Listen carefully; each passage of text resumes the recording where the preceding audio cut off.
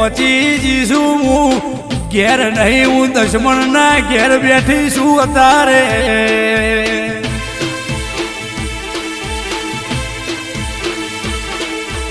જગતના ભુવાય આવી છી પૂછો પાડી છી પણ કોઈને જડતી નથી એનું ઘર થાક પરુડીએ 4 વાગે ભલ્યા બકરું નાખો